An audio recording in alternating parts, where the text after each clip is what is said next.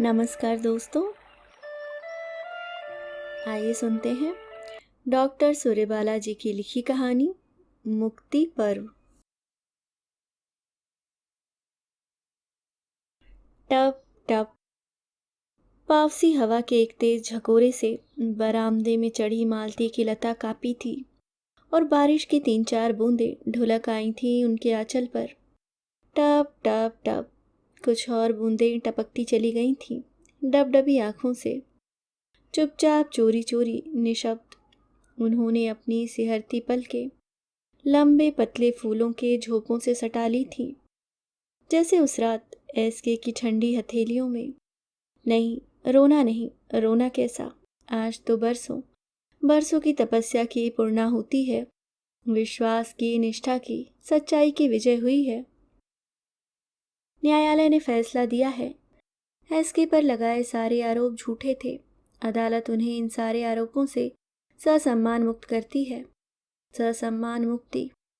फैसले के उस कागज को हाथ में थामे वे चुपचाप बुत सी खड़ी है बरामदे के कोने में। वे चाह रही है कि इस फैसले को अपने वजूद से चिपकाए। वे सड़कों, बाजारों, चौराहों से बदहवास पागलों सी भागती चली जाए, चीख चीख कर लोगों को सुनाती हुई। लोग अपनी अपनी रोजी रोटी, नाप जोख और जोड़ तोड़ में व्यस्त खिड़कियों के पल्ले सरकाकर देखेंगे, सुनेंगे और सहसा कुछ सोचते हुए याद करेंगे। हाँ, वह एसके वाला मामला। काम छोड़कर वे 2-4 मिनट इस पर शगल करेंगे और सहसा अपने काम की बात याद आ जाने पर दूने अधैर्य से वापस जोड़ तोड़ में जुट जाएंगे। वे चाह रही है कि इस फैसले की हजार प्रतियां इंस्टीट्यूट की दीवारों के चप्पे चप्पे पर चिपका दी जाए, जिससे आते जाते लोग ठिठकें, ठहरें और एसके के नाम के साथ जुड़े समूचे कालखंड को वर्तमान के साए में फैला दें। हितैषियों का एक छोटा सा घेरा उनके पास सिमट आया था। लोग आगे बढ़ते और अपनत्व भरे अभिवादन से झुककर पीछे हट जाते। अरविंद अपनी कार लाए थे। छिटपुट खड़े लोगों को उन्होंने संकेत से समझाया और कार का पिछला दरवाजा खोल दिया था। रोहित अरविंद के साथ अगली सीट पर बैठा था। पूरे रास्ते एक खामोश चुप्पी। अरविंद जैसे यहाँ वहां से कोशिश करके बात के लिए कोई छोर खींच लेते और जबरदस्ती जमी हुई खामोशी को हलकोरने की कोशिश करते। लेकिन घर आने पर रोहित ने जल्दी से उतरकर कार का पिछला दरवाजा खोला तो घबराहट में चीख सा पड़ा, अंकल, मम्मी बेहोश है। घर पर भी रात तक तांता लगा रहा। Hats off to your great mother Rohit. भाभी बहादुरी की जो मिसाल आपने पेश की है वह लफ्जों में बयान के काबिल नहीं है। आपने मेरे दोस्त के नाम की ज्योति फिर से जला दी। वे सबसे किसी तरह सिर्फ एक ही वाक्य दोहराती रहीं, आप सबकी मदद के बिना कुछ भी न हो पाता। टप टप टप वापसी बयार के झोंके से बरामदे में चढ़ी हुई लता फिर कापी है शायद। आंखों की नम बदलियां चुपचाप बरसी है। अरे मम्मी, आप यहाँ खड़ी हैं, अंदर चलिए, हवा तेज है। बस अभी आई थी, अंदर उमस बहुत है ना। वापस कब जाना है कल तुझे? 11:20 पर छूटती है ना ट्रेन। जरा सुमित के यहाँ जाना था, उसने अपना पुलोवर मंगवाया है। क्यों आया नहीं वह?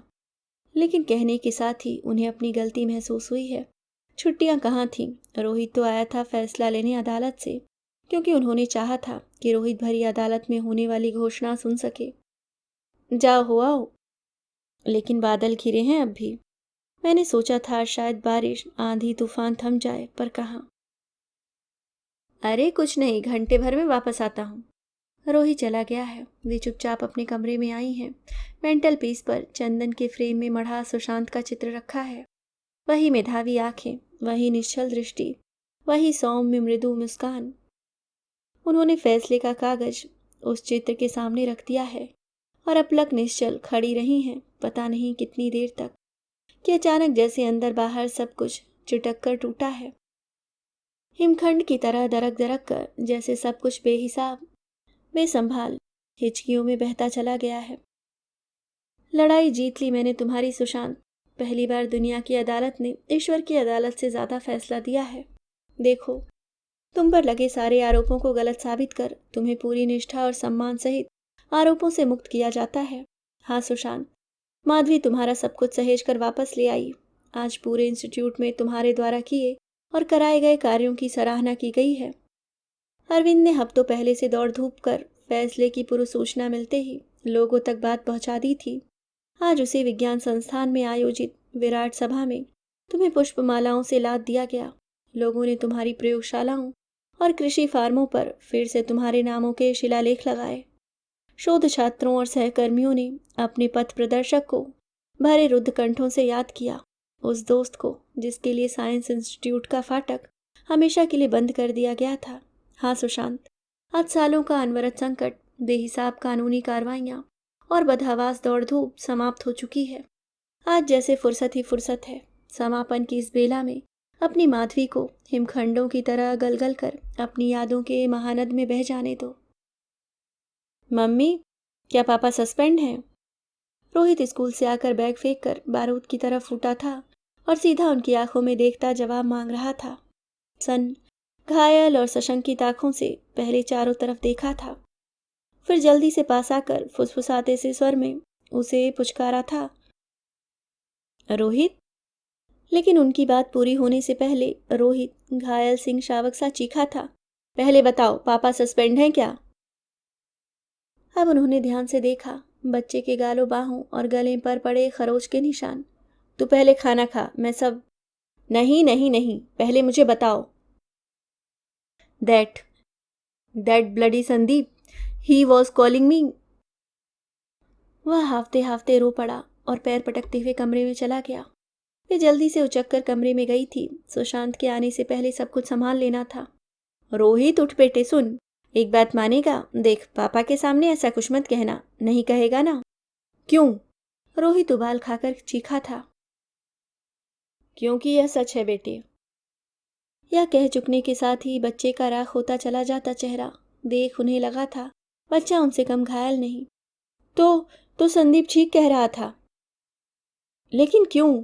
तुम तो कहती हो पापा बहुत बड़े वैज्ञानिक हैं, उन्होंने ढेर सारी रिसर्च करवाई है, उनके एक्सपेरिमेंट की सब जगह धूम है, फिर क्यों? क्या बताती, कैसे बताती कि यह सचमुच उन दोनों में से कोई भी नहीं समझ पाता। एसके तो स्वयं ही एकांत पा चरम उद्विग्न क्षणों में उन्हें झकझोर कर पूछते हैं, क्या हो रहा है माधवी? यह सब क्यों हो रहा है? इसकी परिणति कहाँ होगी? एक्सपेरिमेंट करते करते आजकल अचानक मुझे लगता है कि मैं खुद प्रयोगों के लिए रखे उस चूहे, टिड्डे या पतिंगे की तरह ही तड़पता रहता हूँ, जिस पर तरह तरह के जहरीले प्रयोग कर यह देखा जाता है कि कौन सा जहर कितनी तेजी से, कितनी शीघ्रता से उसे नष्ट कर सकता है। समझ नहीं पाता क्या कर्तव्य या काम के प्रति समूची समग्रता या समर्पण इतना हेय है। क्या कहती माधवी, सिर्फ देखती रही। धीरे धीरे लगातार हताहत जर्जर होते चले जाते सुशांत को। जख्म उन्हें भी टीसते हैं सुशांत के। हताहत वो भी चली जा रही हैं और साथ साथ एक अजीब सी थकान हावी होती चली जा रही है उन पर। इस जानलेवा संघर्ष से जूझते जूझते, अंदर बाहर हर तरफ का सामंजस्य बिठाते बिठाते ऋचा और रोहित के उदास मासूम चेहरों को बहलाते फुसलाते। मम्मी, रूपम में कॉमिक फिल्म लगी है। मम्मी, ओरिएंटल सर्कस आ गया। हाँ हाँ बेटे, चलेंगे। आज स्कूल स्पोर्ट्स है। आज एनुअल फंक्शन, आएंगे बेटे। भाभी जी, आज कड़ा का रिसेप्शन है, याद है ना? ज़रूर, यह भी भला भूलने की बात है। मिसेस कौशिक, आज क्लब का इलेक्शन है, आपके बिना नहीं संभलने वाला। माधवी बिखरती जा रही है, सब कुछ समेटते समेटते, और हर जगह बीच बीच में उठते वे ही सवाल। डाक साहब नहीं आए। यह उम्र गुलछर्रे उड़ाने की है माधवी भाभी, मेरे भाई को छोड़कर। सो एसके कैसे हैं मिसेस कौशिक? खूब अच्छी तरह। वे आज ज़रा थक गए थे। आज ज़रा शोधकर्ताओं ने घेर रखा है, नए प्रोजेक्ट में बेहद व्यस्त है ना, इसलिए। लेकिन एक दिन तो टूटना ही था। सवालों के ये जंजाल फांदते फांदते माधवी चीख पड़ी थी एक दिन, भाड़ में गया तुम्हारा इंस्टीट्यूट सुशांत, छोड़ दो इसे। मुझे और बच्चों को लेकर कहीं दूर, बहुत दूर चले चलो, जहाँ इसकी, तुम्हारे इस इंस्टीट्यूट की छाया तक न पड़े, इसकी चर्चा तक करने वाला कोई न हो। एसके की आंखों का विषाद गहरा हुआ आया था। यह तुम कह रही हो माधवी? लौटने की बात? अब सब कुछ जानते हुए भी? कि अब इतनी दूर से लौटने की बात का एकमात्र अर्थ होगा एसके की हारी हुई वापसी। कहाँ से लौटूं माधवी, अब अपनी सारी अस्मिता और मर्यादा दांव पर लगा देने के बाद। जाने कैसे माधवी कह गई थी, काश तुम अपनी अस्मिता और मर्यादा को छोड़कर बच्चों की ओर देखते सुशांत। सुशांत दर्द से बिलबिला उठे थे। कैसा जहरीला तीर छूट गया था अनजाने में माधवी से। तुम और बच्चे मेरी अस्मिता से अलग हो माधवी। सुख और दुख की कौन सी ऐसी घूंट होगी जो हम अलग अलग पात्रों में रखकर पीना चाहेंगे। गलत नहीं कहा था सुशांत ने। कहाँ जाएंगे वे इस कूटनीतिक प्रवंचना की अपमान भरी विकृति से बचकर, कहाँ तक बचेंगे लोगों की कौतूहली फुसफुसाहट से। एसके जा रहे हैं, सुशांत कौशिक जा रहे हैं, डॉक्टर कौशिक इंस्टीट्यूट छोड़ रहे हैं। आखिर घुटने टेकने ही पड़े एसके को, अड़ना ही न था ना शुरू में। एमडी मनचंदा ही जीता। जंग बीच में ही छोड़कर हथियार डाल बाल बच्चों को लेकर एक सामान्य सुविधाजीवी जिंदगी की तलाश में गए इंस्टीट्यूट छोड़कर। क्या मालूम उनका पक्ष कमजोर पड़ रहा होगा। इतना जीवट भी जुटा पाना हर किसी के वश का तो नहीं। कौन जाने एमडी मनचंदा के लगाए तमाम आरोपों में थोड़े से सच ही हों। राष्ट्रीय स्तर के वैज्ञानिक हैं, कोई भी यूनिवर्सिटी इंस्टीट्यूट बुला लेंगे, चले जाएंगे पत्नी बच्चों सहित। लेकिन सुशांत कौशिक की समूची यश गाथा के बीचों बीच लिखे से भद्दे काले अक्षर कभी मिट नहीं पाएंगे। सारी सुविधाओं और सारे सुख चैन के बीच तड़पते रहेंगे वे एक घोर आत्मधिक्कार में। सब कुछ भूलकर लोग बस इतना याद रखेंगे, सुशांत कौशिक अपने क्षेत्र की एक जानी मानी हस्ती। लेकिन मालूम है द एशियाटिक साइंस इंस्टीट्यूट में बरसों सस्पेंड रहकर आ रहे हैं यहाँ। नहीं, माधवी अपने कानों पर हाथ रख लेती। उतना बड़ा झूठ सुशांत के लिए पूरे जीवन वे कैसे स्वीकार पाएगी। फिर भी काश ये सब न होता, काश सुशांत ये चुनौती न स्वीकारते, शुरू में ही सब कुछ छोड़ देते। शुरू में यानी शुरुआत एकाएक किसी बड़ी चुनौती से हुई होती तब तो। कहाँ से समझी जाए शुरुआत। शायद उस धुंधली नहीं काली शाम से, जब एसके अपने प्रयोगों में इतने डूबे थे कि एमडी मनचंदा को रिसीव करने एयरपोर्ट नहीं जा सके। लेकिन पहले तो कभी नहीं गए थे। शायद जब इंस्टीट्यूट द्वारा आयोजित विज्ञान सेमिनारों के नाम पर कई लाख रुपयों के मिले अनुदानों का खुला दुरुपयोग किए जाने पर एसके ने उसका शिष्ट विरोध कर उन रुपयों के बेहतर उपयोग सुझाए थे। शायद जब एग्जीक्यूटिव बॉडी की मीटिंग में उन्हीं रुपयों के दुरुपयोग के संबंध में मिनिस्ट्री से एक्सप्लेनेशन मांगा गया था और एमडी मनचंदा ने इसे एक हाई लेवल वैज्ञानिक की कॉन्स्पिरेसी का नाम दिया था, और इसके बाद एसके के अनजाने में इंस्टीट्यूट में साजिशों षड्यंत्रों के घातक प्रयोग होने लगे थे। रेतीली जमीन पर एकड़ों लंबे चौड़े विस्तार में दिन रात के अथक अनुसंधानों के बाद उगाई लहलहाती फसलों को बचकाने प्रयोगों का हवाला देकर मजाक उड़ा दिया गया। कृषि अनुसंधान विभाग की ओर से आयोजित किया जाने वाला सेमिनार एसके से पूरी तरह गुप्त रखा गया और तब तक टाला गया जब तक उन्हें सुनियोजित ढंग से पिछड़े देशों के सलाहकार के रूप में बांग्लादेश नहीं भेज दिया गया। फसलों को नुकसान पहुंचाने वाले दृश्य अदृश्य कीटाणुओं से संबंधित उनके सारे प्रयोग किसी न किसी साजिश से तब तक डिब्बे में बंद रखे गए जब तक उनकी नकल प्राप्त कर दूसरे वैज्ञानिकों के नाम से पेटेंट नहीं करा लिए गए। और अंत में हार कर एसके द्वारा प्रमाण और विरोध पेश किए जाने पर उन्हें अति महत्वाकांक्षी और स्वार्थार्थ वैज्ञानिक का फतवा दिया गया। उन पर आरोप लगाया गया कि वे इंस्टीट्यूट का पैसा अपने व्यक्तिगत प्रयोगों पर लगा रहे हैं। वे प्रयोगों के नाम पर अपना घर विदेशी उपकरणों से भर रहे हैं। वे मनमानी नियुक्तियां कर इंस्टीट्यूट को राजनीति का अखाड़ा बना रहे हैं। वे अन्य वैज्ञानिकों द्वारा किए गए प्रयोगों और शोधों पर अपने लेबल लगा रहे हैं, उनके श्रम पर ख्याति और यश अर्जित कर रहे हैं। और यह सब एक साथ कहाँ हुआ था। पहली बार जब सुशांत ने आपत्ति उठाई तो मनचंदा ने उन्हें बच्चों सा फुसला दिया था, कम ऑन एसके, तुम्हारे जैसा मेधावी वैज्ञानिक इन जरा जरा सी बातों में उलझे तो तुम में और दूसरों में फर्क ही क्या रहा। और एसके को लगा वे स्वयं अपनी नज़रों में छोटे हो गए हैं। दूसरी बार एमडी मनचंदा बर्फ की तरह ठंडे थे। एसके को उनका रूखा आदेश मिला। इंस्टीट्यूट के हर अनुसंधान के साथ एसके से पहले मनचंदा का नाम जुड़ा होना चाहिए, क्योंकि वे खुद भी तो कृषि वैज्ञानिक के नाम से जाने जाते हैं। तीसरी बार मनचंदा अशिष्टता की सीमा पर पहुंच गए थे। मुझे ओवरशैडो करके नेम और फेम कमाने की कोशिश में कामयाब नहीं हो पाओगे। इसके इंस्टीट्यूट को अपनी ओनरशिप में लेने की कोशिश मत करो। जवाब में सुशांत ने कहा था, मैं इंस्टीट्यूट को आपकी ओनरशिप से निकालने की कोशिश कर रहा हूँ। मनचंदा अपने पद की गरिमा भूलकर खुलेआम चीखा था, मेरी स्वीकृति के बिना प्रयोगशाला के लिए उपकरण कैसे मंगाए गए? एसके ने तिलमिलाकर भी संयत शिष्ट लहजे में जवाब दिया था, क्योंकि आप तब छुट्टी पर थे।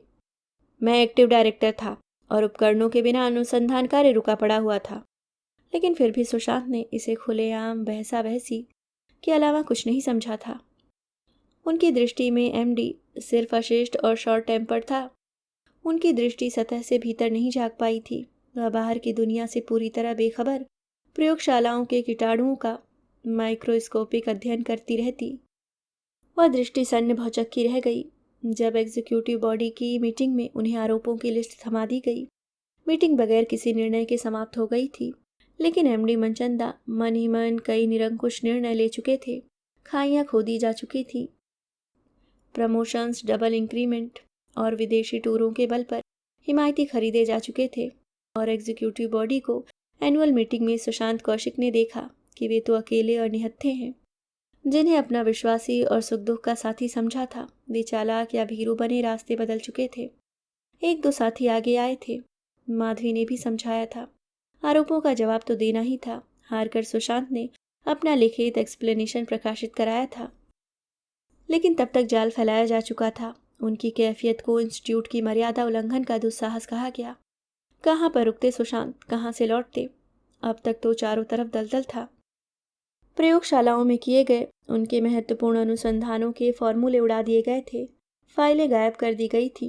कृषि फार्मों में लगाई गई उनके कामों की नाम जुड़ी तख्तियां उखड़वा दी गई। हरी भरी फसलों से लहलहाते फॉर्मों में फिर से रेत ही रेत उड़ने लगी। प्रयोगशालाएं धूल से ढकने लगी। कूटनीतिक स्वार्थ और धधकती ईर्ष्या की आग में सब कुछ जलकर स्वाहा हो रहा था। अवाक हतप्रभ माधवी ने सुना, डॉक्टर सुशांत कौशिक सस्पेंड कर दिए गए हैं। युवा वैज्ञानिक निलंबित, डॉक्टर सुशांत कौशिक सस्पेंड। अखबारों को सुर्खियां मिली। छात्रों ने आकर कहा था, सर इतने बड़े अन्याय को आप चुपचाप सह ले जाएंगे? सारा का सारा झूठ इतनी आसानी से निर्विरोध सच करार कर दिया जाएगा? माधवी मित्रों और हितैषियों ने भी यही कहा था। तब सुशांत को भी यही लगा। हाँ, चुप बैठे रहने का मतलब तो आरोपों को स्वीकार करना ही है। कायरों की तरह अपना सत्व चुपचाप दूसरों के हवाले क्यों किया जाए?